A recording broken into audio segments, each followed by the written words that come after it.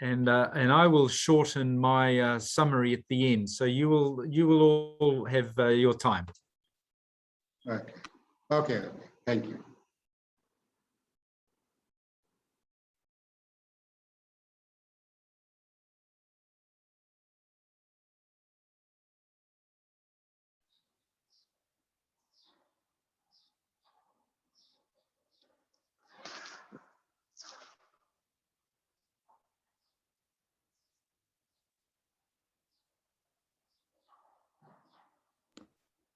You're ready, Pinaki Swami? It's your turn. There you go. Yes, yes. Good afternoon to everyone, respected chair, co-chair, and my dear participants.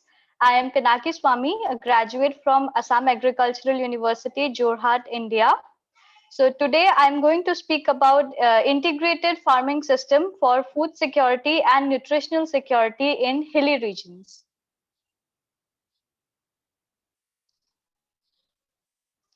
First, let me present a brief scenario of Indian agriculture in front of you all. India supports 18% of the total world human population, whereas it has 2.5% of global land area. So now we can clearly see that it supports much more population than the area it has. The net sown area in India is 142 million hectares, whereas the irrigated area is 62 million hectares. Despite these limiting factors, India has achieved laurels in agriculture. It is the third largest food producer after China and USA. It is the first in milk production, second in fruit and vegetable production after China and USA, and second in rice and third in wheat production. Now let me present a current status of Indian agriculture in front of you all. In India, we are having fragmented land holdings and lack of capital investment. As the father divides his property among his sons, the land holdings are getting smaller in area generation after generation. And there is a lack of capital investment. Then the farmers are having seasonal income and employment because farmers are mainly concerned to grow the main crop of that area instead of growing crops in different seasons. They are focusing on monocrop. Then there comes the risk of crop failures. So because of any disease or any kind of environmental problem, if the crop gets destroyed, then the farmer is left with no other option, and he cannot get out of that economic crisis. It is related to the next point, which is single commodity farming. Despite India has scope for a huge amount of different kinds of crops like horticultural crops, ornamental crops, as well as different kinds of food crops, but farmers are mainly focused on growing the staple food, that is rice and wheat. In the northeastern region of India, farmers are focused to grow rice, whereas in the north and the western regions, they are more focused to grow wheat. Because of this monoculture, there is only single commodity farming in India. Horizontal expansion is very limited because of this small and fragmented land holdings. So the scope for vertical expansion is there. The farmer, if he is growing a banana in his field, he can set up an industry in order to manufacture the banana chips, but he has very little scope in order to increase his land to grow more banana. So horizontal expansion has very little scope. Then from the advent of green revolution in India, the farmers, they have started unmitigated use of pesticides, then herbicides as well as fertilizers, because of which the land resources, the soil resources as well as the water resources, they are getting deteriorated day by day. And this all is done with a very little scientific knowledge, because of which the land resources, these are very deteriorated in today's era, we can say. Then these are the major challenges in Indian agriculture. So we need to produce more food, about 350 million tons by 2050. And now we are left with very less land and water, with very small land holdings. Per head, we only have 1.32 hectares of land. We are left with very shrinking agricultural land resources, as well as less external inputs and pesticides. And because of the global climate change, we need to adapt to the changing climate as well. For this cause, integrated farming system can be a solution. Let us see how. So in the year 2000, we had only 100 crores of population, whereas the cultivable land was 143.8 million hectares, and the food need was 210 million tons. By the year 2030, we will be having 137 crores of population, with the cultivable land decreasing to 141.3 million hectares, whereas the food need would be increasing to 287 million tons. For this cause, integrated farming system can provide us a situation, and let us see how it will provide a solution in the subsequent slides. First, let us see what is the meaning of integrated farming system.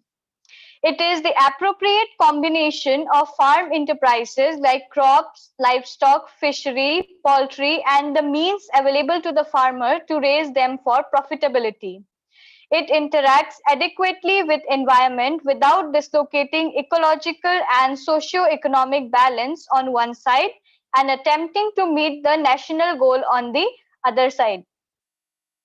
How IFS seems to be an answer.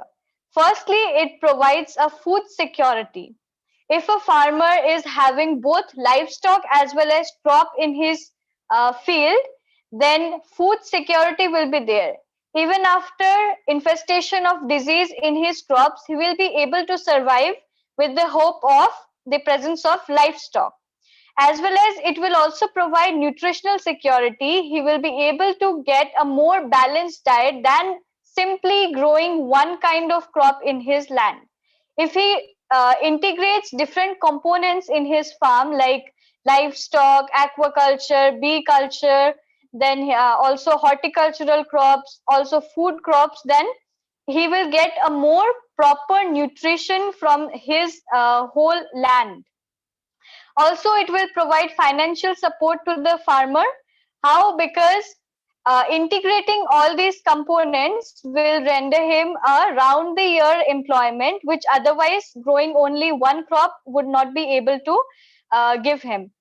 Because if he is having livestock in one end of his farm, then the cow or any other animal, firstly, it would be providing milk, and then if he has animal husbandry, then these chickens, and they will provide the egg. Similarly, they can also provide meat.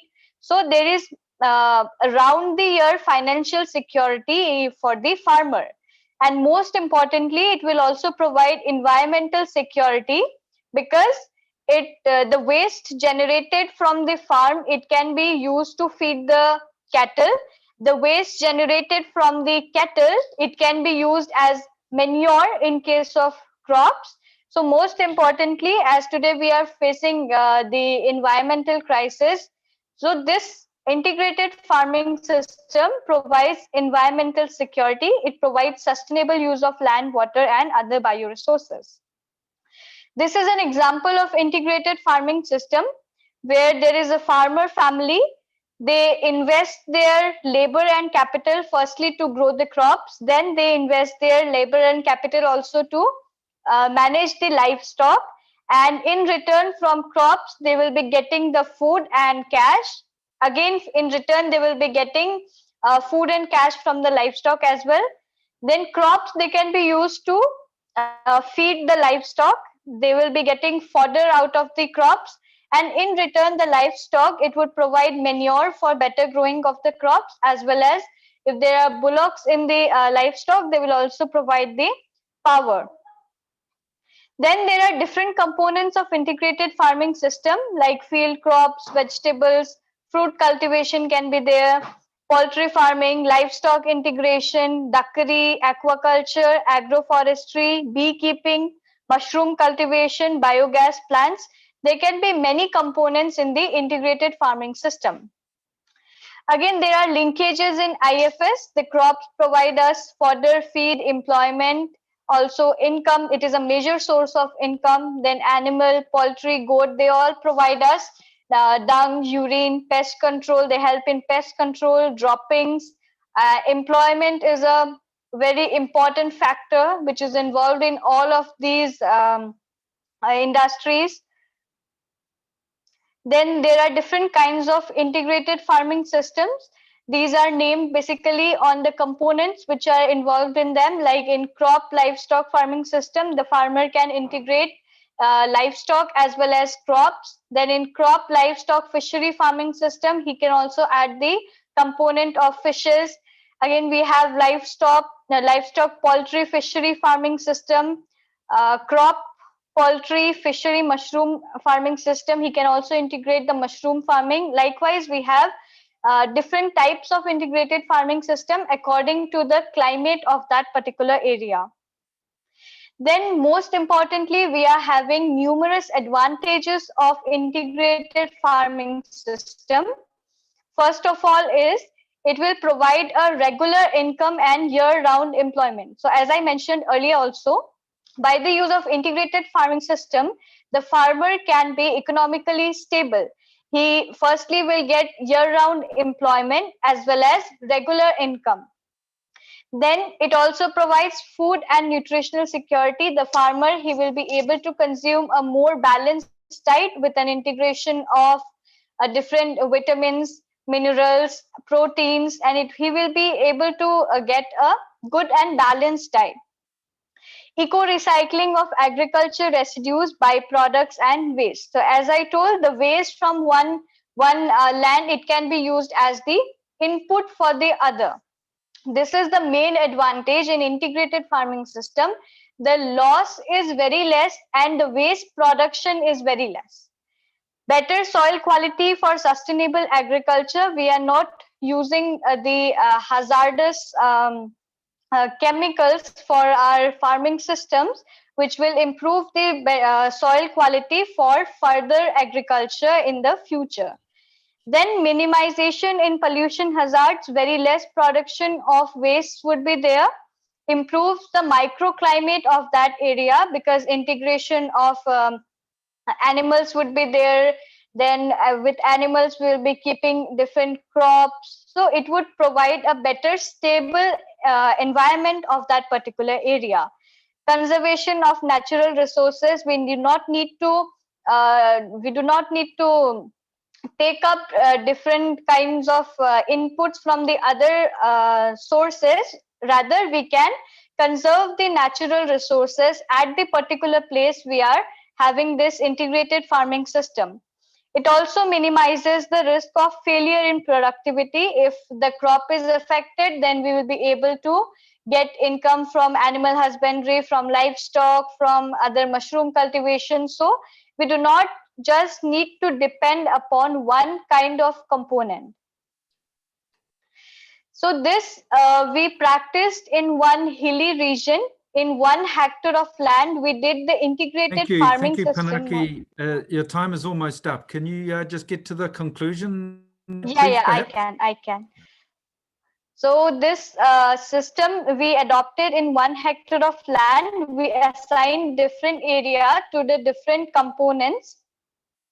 And these were the components of our integrated farming system. You can just have a glance. These are the photographs of the system. This is the major economics and profitability of the IFS which we carried out. We gave a total input of 2,95,769 rupees. And the total output which we got from that system is 4,62,192 rupees. And the benefit cost ratio, it was 1.6. This system could provide employment to for this man for 641 days. So this was the net economics of the IFS, which we conducted in our farm. This is most importantly the key message of the integrated farming systems, that it is a holistic approach to ensure the food and nutritional security, farm income, enhanced environmental and soil quality, and social status of small and marginal farmers, particularly in hilly regions. Location-specific farming components are required to be intelligently identified to harness complementarities between enterprises and bioresource flow within the system. So when we are focusing to develop one integrated farming system, it should be location-specific. We should decide the type of integrated farming system according to the location in which we are going to install it. Again, it should have a knowledge of the market structure of that particular area, the farmers, the condition, the economic condition of the farmers is also to be taken care of. And the key point is that not only one integrated farming system can be applied to all the areas, rather we need to design different kind of integrated systems according to the need of the people of that area and according to the status of the farmers of that particular area. So with this, I will be concluding my presentation. I hope you liked it. Thank you.